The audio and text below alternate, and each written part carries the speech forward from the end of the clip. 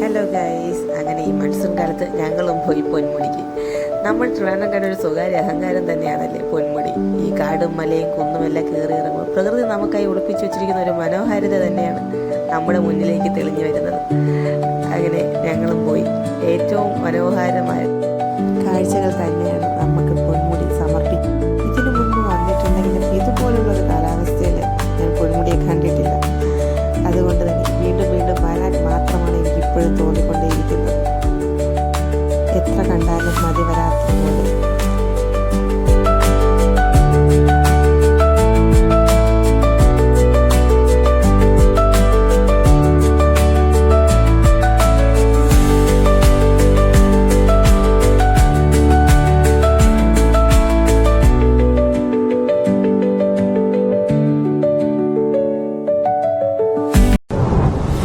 ചിറാപ്പുഞ്ചി മഴയത്ത് നിലാവഞ്ചി തുഴഞ്ഞത്ത്, ചിറാപ്പുഞ്ചി മഴയത്ത് നിലാവഞ്ചി തുഴഞ്ഞത്ത്.